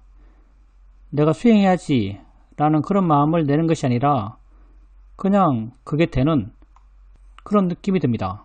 지루하지 않고 참 단순합니다. 삶이란 것이 이렇게 참 단순하구나 이렇게 느꼈습니다. 스님께서 법에 대한 이해라고 얘기하시는데 제가 딱 그런 느낌이 왔습니다. 나가서 사람과 만나서 함께 점심을 먹고 이야기하고 그럴 때도 있지만 수행이 잘 흐트러지지 않는다라고 생각됩니다. 이렇게 관심이 계속 된다면 좌선이건 경행이건 이런 상태가 계속 유지될 수 있겠구나 라는 그런 생각이 들었습니다. 수행에 익숙하면 익숙할수록 수행은 단순해집니다. 수행에서 할 게 없죠. 우리 수행의 방향성이라는 게 점점 뭘 안 해가는 방향으로 수행해요. 그래서 수행에 할 게 없어요. 할 게 없는 수행은 일상의 삶과 아주 조화롭죠. 삶을 살아가는 게 곧 수행이 되고요. 그래서 수행자님이 마음의 힘이 굉장히 좋으신 것 같아요. 그렇게 수행한다면 수행센터에서 수행하는 것과 별로 다르지 않습니다. 수행센터에서 수행하면 계속 이어져가요. 계속 이어져가는 그게 정말 큰 힘이에요. 저번 법에서 말했지만 100도가 되면 물이 끓어요. 100도까지 이르는 힘, 그게 그런 지속적인 수행이죠. 계속 가열하는 거죠. 계속 가열해서 100도 가요. 보통 우리는 그래요. 좀 가열하다가 쉬고, 좀 가열하다가 쉬고, 좀 가열하다가 쉬고, 80도, 90도 갔다 다시 떨어지고, 이게 사실은 일반적이죠. 근데 100도까지 도달하기 위해서는 계속적인 가열이 필요하고요. 수행자님이 수행하고 있는 그 모습이 계속적으로 가열하고 있는 수행의 모습을 보여주고 있죠. 경영하고 뭐 좌선했다가 다른 거 했다가 또 좌선하고, 좌선에 대해서 허들이 없다라고 말씀하시니까 그냥 경영하듯이 자연스럽게 좌선하는 것 같아요. 그렇게 삶과 수행이 조금씩 하나 돼 나가고, 이런 힘들이 마음에 계속 있으니까 밖에 나가서 다른 사람 만나서 뭐 식사하고 그럴 때도 수행의 무드를 잃잖아요. 수행이 흐트러지지 않다는 것은 마음이 나를 안 떠난다는 거죠. 마음이 나를 안 떠나요. 마음이 나를 안 떠나는 것, 이게 말이 쉽지, 가치가 강한, 가치가 크게 있는 그런 상황 속에서 마음이 나를 안 떠나려면 지혜 힘이 굉장히 크게 됩니다. 내가 이렇게 지혜 힘이라고 말하지만 지혜가 있는 사람은 지혜 있다고 알아지지가 않습니다. 지혜 힘이 큰 사람은 지혜 힘이 크다고 알아지지 않아요. 다 평범해요. 근데 정황상 다른 사람 만나서 이야기하면서 식사하는데도 수행의 무드가 깨지지 않았다면 지혜 힘이 굉장히 큰 거죠. 근데 이 지혜 힘들은 수행자의 말씀처럼 일상에 살면서 수행을 꾸준하게 해나가는 과정 속에서 생겨났다라고 말할 수 있습니다. 근데 그게 수행자님에게 아주 수행이 잘 된다, 아주 마음이 좋다 이렇게 느껴지는가 하면 그렇게 느껴지지 않아요. 그냥 약간의 좋은 느낌, 뭐 약간의 관심, 약간의 의미, 약간의 기쁨, 이런 게 무드처럼 깔려 있는 듯한 그 정도의 느낌이죠. 근데 그게 정말 좋기 때문에 그런 걸 느낍니다. 그래서 그런 수행을 꾸준히 하셔야 되고요. 꾸준히 하시면 수행자님이 알든 모르든 이해가 생겨납니다. 우리는 이해라고 하는 것을 제가 그렇게 말하니까 그럴지 모르겠지만 뭐가 확 깔아졌다, 확 안다, 이런 식으로 이해를 많이 표현합니다. 근데 이런 유의 이해가 있고요. 좀 강한 이해를 할 수 있겠죠? 근데 이것보다 훨씬 더 많은 비중을 차지하는 것은요, 알게 모르게 생기는 이해예요. 알게 모르게 생기는 이해는요, 우리가 100도, 80도 이렇게 얘기했는데, 모르겠어요. 이건 정확하지 않습니다. 근데 알게 모르게 생기는 이해는요, 80도에서 생기는 것 같아요. 내 경험상. 알게 모르게 생기는 이해는 80도에서 생기는 것 같습니다. 이어지는 수행적으로 달궈진 그 마음이 계속 있을 때는 80도에도 알게 모르게 생기는 이해는 생기는 것 같아요. 수행자님께서 지금 그런 수행 상태예요. 그런 수행 상태가 계속 이어진다면 수행자의 마음에 알게 모르게 생긴 이해들, 느낌 알고 내가 느낌 못하고 확 이르지 않더라도 알게 모르게 마음에는 느낌 못하는 것, 있다는 게 못하는 것, 현지가 못하는 것, 이런 이해들이 사익하고 있을 걸로 생각됩니다. 그래서 아침에 수행 경험들, 뭐 2시간 또 경영하시고 경영할 때 좋았다 말씀하세요. 좋았다는 게 마음의 느낌이 좋은 거죠. 우리가 좋았다 그러면 마음의 느낌이 좋은 거예요. 마음 느낌이 왜 좋았는가? 마음 상태가 좋았기 때문에 마음의 느낌이 좋았을 겁니다. 그때 신심, 내지는 노력, 내지는 알아차림, 고유와 지혜, 이런 좋은 마음 힘들이 좋았기 때문에 마음 느낌이 좋았고, 이렇게 마음 느낌이 좋았기 때문에 수행자님이 그때 좋았다 이런 말을 할 수 있을 거예요. 그리고 남편이 있을 때 남편을 봐요. 남편이 좋아서 남편에 대해서 따뜻한가? 남편이 좋아서 남편을 바라보는 마음이 따뜻하면요, 뭔가 약간 타는 듯한 열정일 겁니다. 근데 이런 게 아닐 거예요. 내 마음이 좋아서 남편에 대해서 따뜻하면요, 이 따뜻함은 뭐라고 표현하죠? 전혀 뜨겁지 않은 따뜻함? 이런 거예요. 아마 수행자님의 따뜻함은 수행자님 마음이 좋아서 남편에서 따뜻할 겁니다. 남편이 뭐라고 요구하면은 그때 아마 수행자님은 그 요구에 대해서 굉장히 객관적이지 않을까 생각하고요, 옳다라고 알았기 때문에 그 남편 요구를 그냥 들어줬을 겁니다. 수행자님께서 칼로리 많은 것, 단 것, 이렇게 말씀하시는 거 보니까 칼로리 많은 것, 단 것, 여기 대해서 약간 경계하는 마음이 있는 것 같은데, 한쪽에서는 거부하는 마음이 있을 수 있겠죠? 상황상, 남편이 요구하는 것, 분위기상, 그냥 같이 먹어도 되겠다라고 명확한 판단 속에서 그 행동을 결정해요. 끌려가는 게 아니거든요. 마음이 시켜서 가는 게 아니에요. 명확하게 판단하고 그 판단 따라서 그 행동을 하는 거죠. 그래서 그것 또한 자기 옳음의 범위 안에 있는 행동이라고 말할 수 있습니다. 하여튼 전반적으로 수행자님이 말씀하고 있는 그런 수행의 상태는 굉장히 좋아 보이고요. 중요한 건 그걸 계속 이어가는 겁니다. 우리 사회도가 내가 수험인 나갔어. 한국 돌아가겠습니다. 이렇게 말했죠. 수험인 그만 수행하고 한국 돌아가겠습니다. 이렇게 말하니까 우리 사이드가 그때 뭐라고 말했는가 하면요. 장사가 잘 되는데 가게 문을 닫겠냐. 그때 난 맨날 지혜남 이야기 했으니까. 계속 지혜 났어요, 그때는요. 인터뷰는 거의 지혜 났다는 이야기밖에 안 했으니까. 사이드께서 그렇게 말씀하셨어요. 장사가 잘 되는데 가게 문을 닫겠느냐.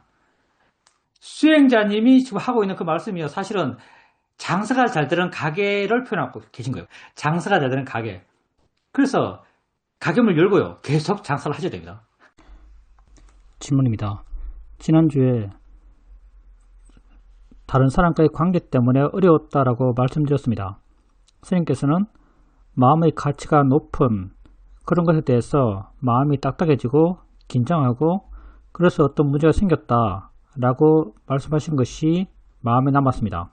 제가 관계에서 자기주장이 강하고 감정이 많이 표현되고 자기를 알아봐 달라고 그러면 내가 돌봐야 된다 이런 느낌이 드는데 그런 사람이 어떤 경계를 침범하는 느낌이 들 때 거기에 대해서 방어하려는 그런 마음이 강하다는 걸 알았습니다.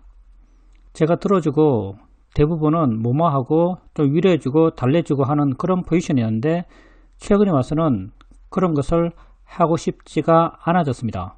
진정으로 그 사람을 위하는가 라는 생각도 들고 이렇게 반복되는 것이 옳지 않다라고 생각되어서 안 하려고 마음먹었던 게 큰 것 같습니다. 보통은 이런 경우 내가 나서서 전화하고 감정을 풀어주고 양보하고 그걸 통해서 관계를 다시 부드럽게 만들고 그런 것이 일반적이었는데 이번에는 그렇게 하고 싶지 않았습니다. 상태를 그냥 내버려 뒀는데 이 상태가 낯설고 힘들었습니다. 좀 내버려 두고 단지 지켜보자 이렇게 했지만 사실 내 마음이 힘든 건 사실이었습니다. 그런데 그 사람들과 또 우연히 어떻게 연결이 됐는데 제가 생각했던 것보다 훨씬 더 쉽게 일이 풀렸습니다. 쉽게 관계가 정상이 됐습니다. 가치를 둔다는 것에 대해서 한번 다시 생각하게 되었고 마음이 딱딱해지거나 긴장할 때는 그것이 뭔지 내가 왜 거기에 가치를 두는지 이런 가치들이 내게 올라오고 있다는 것을 알아차려야겠다 이런 마음을 먹게 되었습니다. 맞는 말이죠. 우리가 마음이 긴장되면 마음이 딱딱해지면 뭔가 잘못된 거예요. 그게 괴로움인데 마음에 괴로움이 느껴지면 괴롭다고 알게 되면 뭔가 잘못된 거죠. 근데 수행자님 말씀을 들어보면 그 모든 괴로움의 출발점이 뭔가? 모든 괴로움의 출발점은요. 수행자님이 상대와 대할 때 상대를 위해서 상대에게 뭘 한다. 이런 마음을 갖고 있어요. 상대를 위해서 상대에게 뭘 한다. 내가 상대를 도와주고 있다. 상대를 내가 돌본다. 이런 마음을 갖고 있는 거죠. 이런 마음을 갖고 있으면 이런 마음이 그 뒤에 모든 잘못된 것들, 모든 어떤 번뇌스러운 것들 그런 걸 갖고 옵니다. 왜냐하면 이게 가치고요. 이게 기대고요. 내가 돌봐줄 때 내가 상대를 돌봐줘. 상대를 위해서 하고 있어. 이런 마음이 있으면요. 우리 마음은 그 반대급부로 상대에서 어떤 보답을 바래요. 상대가 나를 좋게 생각하거나 상대가 날 위해서 뭘 하거나 좋은 반응을 기대하거나 이런 게 자연스럽게 따라옵니다. 이게 사회가요. 이게 계속 스트레스입니다. 계속 마음의 부담이요. 이렇게 마음의 부담이 쌓여가다 보니까 아마 수행자님께서 마지막에 지쳐가지고 발을 바꾸는 거죠. 이럴 필요 없지. 책임을 느낄 필요 없어. 뭐 될 듯 하면 돼보자. 이렇게 포기하고 물러나 있고 이렇게 되신 거죠. 그러면 앞으로도 다른 사람과 만날 것이고 앞으로도 다른 사람과 소통할 거예요. 어떤 마음으로 해야 되는가? 나는 내 기준에서 해야 됩니다. 상대를 기준으로 하면요. 그건 모든 게 고통이에요. 내 기준에서 해야 돼요. 내 기준은 어떤 기준인가? 내 기준은 발음의 기준이에요. 지금 내가 이렇게 말하는 게 옳아서 말해요. 나는 내 안의 원인 때문에 내 행동을 해요. 그래서 상대의 반응과 무관해요. 내가 여러분에게 법문을 하고 있어요. 내가 여러분을 위해서 할까요? 정말 내 마음 깊숙해서 나는 여기 참석한 수행자들을 위해서 이 법회를 하고 있으라고 내가 정말 믿고 있다. 그러면 이걸 내가 절대로 10년 동안 못합니다. 왜? 괴로웠어. 내 괴로움이 계속 살 거예요. 내가 남을 위해서 이걸 하고 있어. 이렇게 내 스스로 믿는다면 이걸 절대 못해요. 너무 괴로웠어. 남을 위해서 하고 있어요. 당연히 남을 위해서 한다고 내가 믿는 순간 남에게서 뭔가 기대요. 좋은 반응들, 감동들, 감사들, 기대하는 마음은 당연히 실망을 따라 갖고 와요. 그리고 내가 여러분을 위해서 한다 그러면 더 잘하려고 그러고, 더 감동스럽게 하려고 그러고, 더 의미 있게 하려고 그래요. 다 내 괴로움이에요. 그래서 남을 위해 한다. 이게 제 3자가 봤을 때 너 정말 그를 위해서 최선을 다하네 라고 판단할 수 있어요. 이건 아무 상관이 없죠. 제 3자가 그렇게 판단할 수 있어요. 근데 내가 내 행동을 판단할 때는 그냥 내 할 걸 하는 거예요. 내 마음이 바르다면 이렇게 생각합니다. 그냥 내 할 걸 해요. 날 위해서 해요. 이게 옳기 때문에 해요. 내 마음이 이게 옳아라고 판단했기 때문에 그 행동을 해요. 그래서 그 행동 그 자체가 별것 아니에요. 내가 남을 도와준 게 아니에요. 그냥 내 할 걸 내가 할 뿐이에요. 그냥 함에 머물러 있어요. 이런 마음이 되었을 때 남과의 어떤 소통 과정에서 그게 고통의 원인이 안 됩니다. 근데 이런 마음이 되자라고 해서 이런 마음이 되기가 쉽지가 않겠죠, 당연히. 근데 모르겠어요. 저도 이런 생각을 해본 적 없는데요. 수행하다 보니까 이런 마음이 되었습니다. 난 정말 여러분에게 가르친다 이런 생각이 거의 없는 것 같아요. 가르친다 이 말을 굉장히 거북하게 느낍니다. 왜냐하면 전혀 마음에 공감되지 않기 때문에. 그래서 가르친다는 말을 굉장히 안 쓰려고 해요. 우리 사이도도 이런 말 하죠. 남들이 나를 사이도라고 부르지만 난 한 번도 나 자신을 사이도라고 생각해 본 적이 없다. 왜? 그게 당신의 행복의 길이에요. 남들이 당신을 사이도라고 그러고 사이도는 스승이죠. 당신 스스로가 내가 스승이야 라고 생각하면서 우리에게 인터뷰를 하고 법문을 했다면 그게 당신의 괴로움으로 계속 쌓였을 겁니다. 그래서 내가 저 사람을 돌본다 이런 마인드셋으로 상대를 대하면요, 그건 수행자님의 고통이 될 수밖에 없습니다.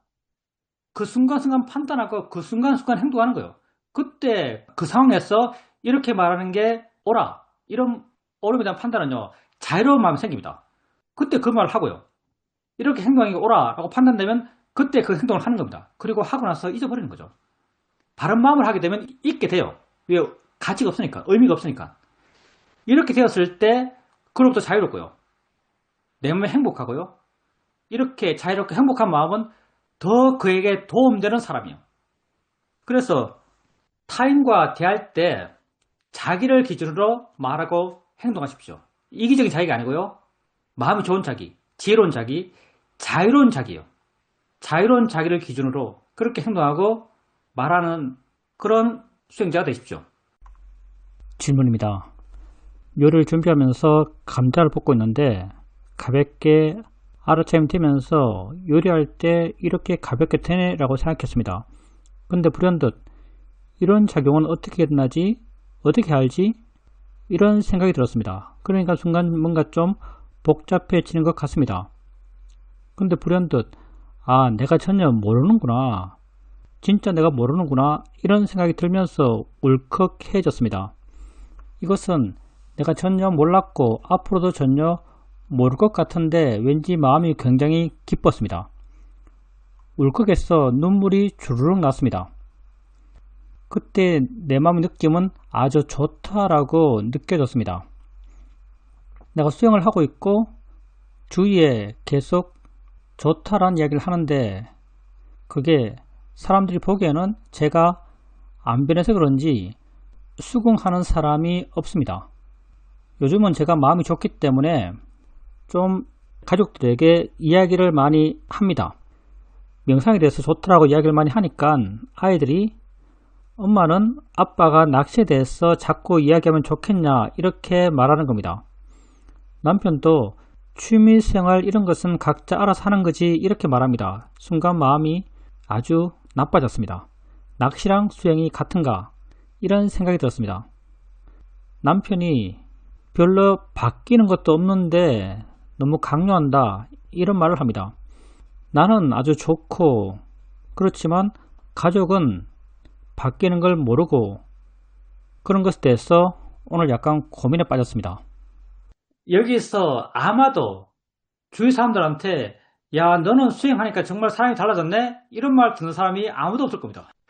이런 말 듣는 사람 아무도 없을 거예요. 이거 남들이 몰라요. 남들은 알 수가 없어요. 왜 알 수가 없는가? 우리가 내고 있는 번뇌 스펙트럼이 옛날에 1에서 100이었어요. 1에서 100의 스펙트럼이었죠. 지금은 스펙트럼이 어떻게 됐을까요? 지금 또 1에서 100입니다. 옛날에 번뇌를 냈던 그 번뇌 스펙트럼이 1에서 100이 됐시, 지금 또 우리의 스펙트럼은 1에서 100이에요. 단지 약간 편차가 달라졌죠. 밑으로 좀 덜 내려가고요. 좀 더 위로 올라가요. 근데 제 3자가 보기에는 똑같아요. 옛날에 싫어하는 걸 여전히 싫어하고요. 옛날에 말할 때 그런 흥분의 톤이 여전히 흥분의 톤이고요. 옛날에 맛있어하는 걸 지금도 맛있어하고요. 그래서 제 3자가 보면은 수행한다고 하지만 그 변화가 제 3자에게는 전혀 느껴지지가 않습니다. 그래서 다른 사람에게서 수행을 인정받으려고 하지 마십시오. 절대 인정 못 받습니다. 인정한다 하더라도 그거 외교적 수사지요. 외교적 수사지 진심이 아닙니다. 그러면 수행을 누가 알아주는가? 내 수행의 바른 변화를 누가 알아주는가? 자기 자신만이 압니다. 나는 알아요. 나는 어떻게 아는가? 화났을 때 화의 마음이지 마음이 화내지 라고 하면 물러나요. 물러나는 걸 알면서 내 수행의 이익을 알아요. 그리고 화의 마음이 이렇게 말하자라고 하는 것을 듣지 않고 지혜의 마음이 이렇게 말하자는 걸 따라서요. 따뜻한 말을 해요. 화 안 났을 때 할 법한 말을 해요. 그때 내 마음에 아주 명확하게 뭐가 있냐면요.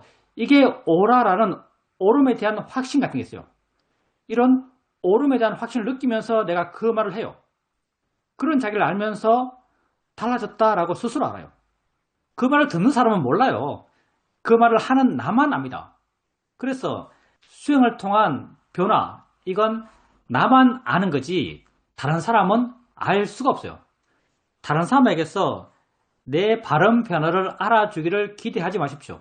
그 사람들은 나에 대해서 그렇게 관심도 사실은 별로 없을 것 같아요. 세상에 내가 나에 대해서 관심 갖는 것에 100분의 1도 다른 사람은 나에 대해서 관심이 없어요. 아마 남편도 별로 다르지 않을 것 같은데요.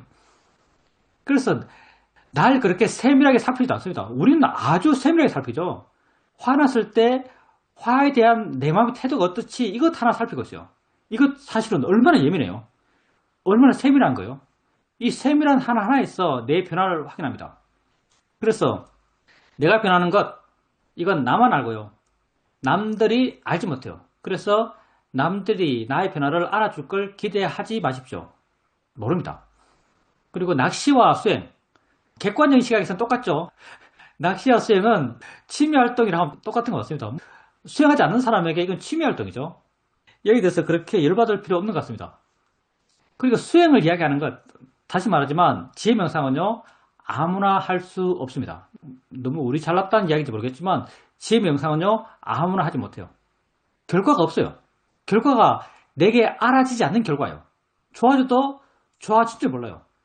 좋아졌을 때 내가 좋아졌다고 알아진다면은 이건 남에게 자랑할 만하죠. 남에게 추천할 만해요.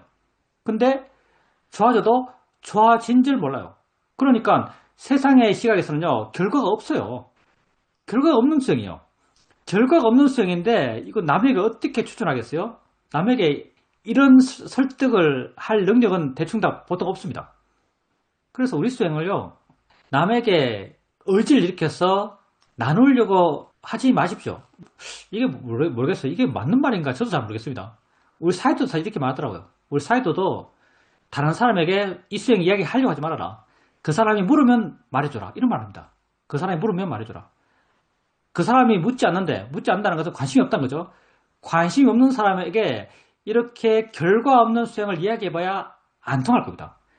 예를 들어서 이 수행하면 전생이 보여. 전생을 알아. 이러면 할 말이 있습니다.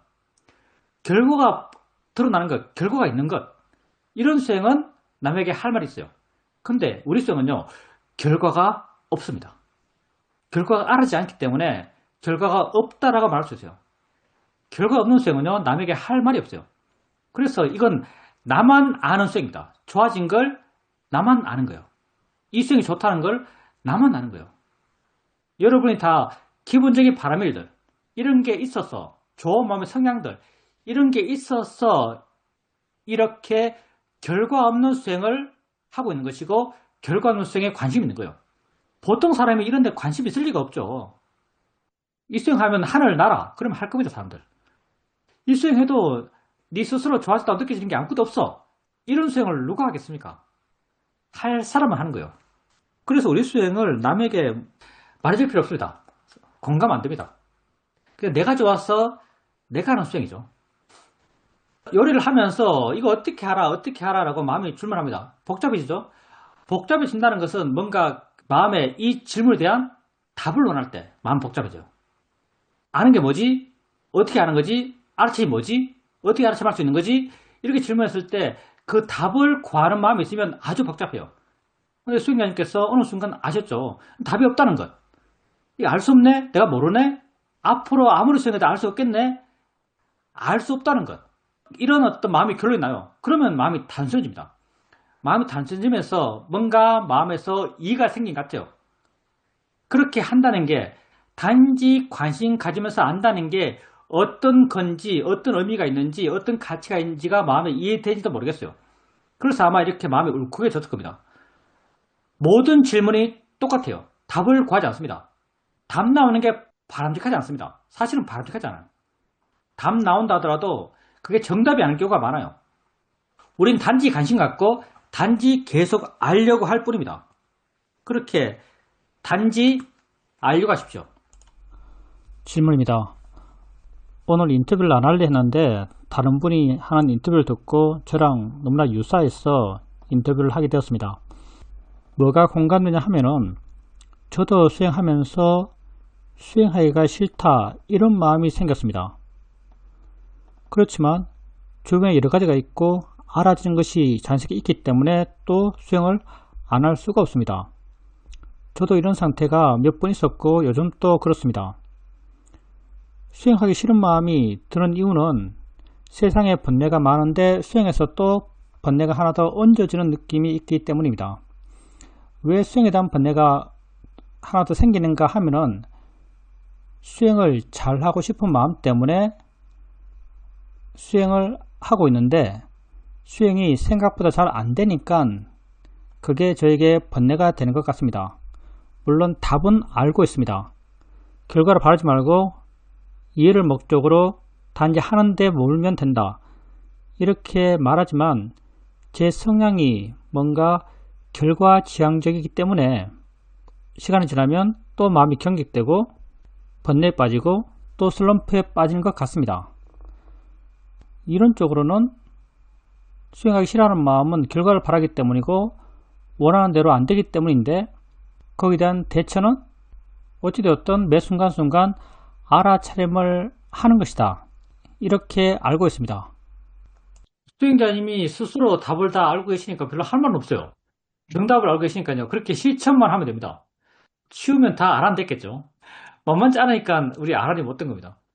근데 우리가 수행하면서 어떨 때는 마음이 아주 좋을 때가 있습니다. 지혜가 충만할 때가 있어요. 스스로 그냥 마음에 와닿아요. 마음이 좋다는 자기 확인이 안 됐는데도 그때 어떤 말이 마음에서 즉흥적으로 나오냐면요. 아, 좋다. 이거 계속해야지. 이런 말이 마음에 나옵니다. 좋은 마음에서는 이런 말 해요. 근데 어떨 때는 수행하기 싫어지죠. 당연히 수행하기 싫어질 때는 마음이 안 좋기 때문이에요. 지혜 없는 마음. 지혜 있는 마음은 수행하고 싶어 하지만 지혜 없는 마음은 수행하기 싫어요. 어떻게 하는가? 어떻게 해야 되는가? 사실은 수행하는 것밖에 없는데요. 근데 제 입장에서 그 말 들으면서 느낀 나의 감상을 말한다면 내가 수행을 열심히 안 해서 그런지 모르겠지만요. 수행하기 싫다 이게 요즘은 제게 제일 안 와닿습니다. 옛날에 저도 수행하기 싫다는 생각이 많이 들었어요. 특히 시험에서 수행할 때 계속 반복적으로 수행하는 과정 속에서 아 지겨워, 수행하기 싫어, 심적 거부감 이런 걸 많이 느꼈어요. 근데 갑자기 그런 말 들으니까 그런 말은 잘 안 하잖아요 여러분들이. 근데 수행하기 싫다는 말을 들으니까 저를 돌아보게 되는데 내가 수행하기 싫어할 때가 있나 좀? 그렇다고 해서 내가 수행을 엄청 꾸준하게 안 했고 지속적으로 한 건 아닙니다. 근데 내가 수행하기 싫다고 느낀 적 있나? 요즘 최근 들어서? 하면 진짜 없어요. 이유는 잘 모르겠습니다. 수행하기 싫다고 느낀 적이 별로 없네요. 수행에 말씀 드리면서 와 신기하네. 내가 최근에 수행하기 싫다라고 느낀 적이 거의 없네 라는 걸 생각하게 됩니다. 왜 이렇지? 라고 한번 말해봐라 라고 한다면은 수행하려고 마음먹으면 지혜가 없을 때가 없기 때문인 것 같아요. 그 지혜라는 게 또 뭐 깊고 심오하고 이런 지혜기보다는요. 수행하려고 마음먹으면 마음이 현재 있는 것이고요. 현재 있으면 현재 있는 게 알아지고요. 현재 있는 게 알아지면 있다는 게 뭔지에 대한 이해는 그 순간 항상 있어요. 물론 뭐 유튜브 보면 잊어볼 수 있고요. 말하면서 잊어볼 수 있고요. 걔가 막 난리 피우면 다 잊어버려요. 적어도 수행이라고 떠올리고 하면 그냥 모드가 되니까, 수행 모드가 되니까요. 수행 모드가 되면 이해가 없을 때는 없다고 생각해요. 그러니까 이렇게 이해가 있는 순간 수행하기 싫다, 수행이 무의미하다, 이렇게 절대 안 느끼죠. 이해가 있는 순간 수행이 무의미하다고 느끼지 않아요. 그래서 수행하기 싫다는 마음도 수행 쪽으로 마음을 돌이켜서 하는 생각이잖아요. 수행 쪽으로 마음이 돌아왔으면은 그게 현재가 확인되고, 현재 있다는 게 뭔지에 대한 의미가 마음에 깔려있고, 당연히 수행 왜 하지? 수행하기 싫다? 이런 마음은 그 이유 때문에 안 생기지 않나는 생각을 합니다. 그게 제 생각이요. 다시 말하자면 그렇다고 해서 수행하기 싫다는 생각이 안 생긴다 해서 수행을 꾸준히 하는 건 아닙니다. 그건 또 다른 문제죠. 이건 다른 문제입니다. 최근에 저는 수행하기 싫다는 마음을 가진 적은 기억나지 않습니다. 질문입니다. 저도 완전하지 않지만 지금 현재로선 계속해서 알아차림을 할 수 있는 그런 환경에 있는 것 같습니다. 계속 뭔가가 알아지기 때문에 알아차림할 수 있고, 알아차림을 완전히 잊을 수는 없습니다. 한번 제가 운동하러 갔는데 거기에 충구의 계단이라는 운동 기구가 있습니다. 그 기구를 하고 있는데 아주 힘들게 느껴졌습니다. 그래서 자꾸 시계를 찾아봤습니다. 근데 순간 내가 알았습니다. 마음이 자꾸 미래로 가는구나 라고 알았습니다. 그러면서 생각난 것이, 시간이라는 게 뭐지? 시간이라는 것도 단지 관념이잖아? 이런 생각이 나면서 마음이 현재로 돌아왔고, 내게 알아진 것에 마음이 머물고 마음이 좀 가벼워지고, 그러면서 원하는 시간에 그 운동을 끝낼 수 있게 되었습니다. 마음이 현재로 돌아올 수 있으니까, 현재를 알게 되니까 참 좋았다라고 느껴졌습니다. 바이런 케이트가 이런 말을 했죠. 비참하게 살고 싶은가? 미래에 살아라. 참 명언 같습니다. 비참하게 살고 싶은가? 미래에 살아라. 미래에 살면 비참해져요. 미래에 산다는 게 그 기대를 갖고 산다는 거죠. 그 승객님께서 뭐 천국 계단 하고 있는데 나름 정해놓은 게 있겠죠. 10분, 15분 하겠다. 근데 힘들어요. 당연히 마음은 언제 끝나지라고 해요. 언제 끝나지라는 이 마음을 갖고 가면 더 힘들 거라고 생각합니다. 근데 승객님께서 시간이 뭐지? 관념이잖아. 라고 했을 때 마음이 어떻게 변했는가? 마음이 뭔가 미래에 떨어진, 현재 머무는, 좀 가벼워진 이런 느낌이 있었을 거라고 생각합니다. 이런 느낌이 있을 때 운동하는 게 훨씬 쉬워지지 않았을까? 괴로워도 덜 괴롭지 않았을까? 이런 생각을 하게 돼요. 괴로운 마음, 그게 화의 마음이고요. 화의 마음은 관념을 줘서 화내게 되고요. 시간이라는 건 관념이죠. 관념에 더 마음이 치우치면 그 화도 더 강해져요. 그래서 수행자님께서는 시간의 관념이지라는 이런 약간, 사실 그것도 관념적 이해인데, 시간이라는 게 관념이지 이걸 통해서 미래를 향했던 마음을 현재로 돌렸죠. 근데 우리는 보통 현재에 있는 걸 확인하면서 현재를 돌립니다. 이제 수행의 기본적인 방법이죠. 현재에 있는 것, 느낌 있는 거죠. 소리 있는 거요. 시간이 있는 게 아니에요. 느낌 있고 소리 있고 이렇게 현재에 있는 걸 알면서 마음을 현재에 돌립니다. 이때도 미래로 갔던 내 마음을 현재로 돌아오게 만들어요. 그것 또한 마음을 부드럽게 만듭니다. 그 일상의 삶 속에서 환경이 알아침을 계속 할 수 있는 환경이라면 굉장히 좋은 거죠. 사실 환경도 중요합니다. 우리의 마음의 힘이 제한적이기 때문에 좋은 환경 속에서 수행하는 게 좋아요. 그리고 알아차림을 하기 힘든 환경은 피하는 게 옳아요. 피할 수 없다면 수행으로 맞서야죠.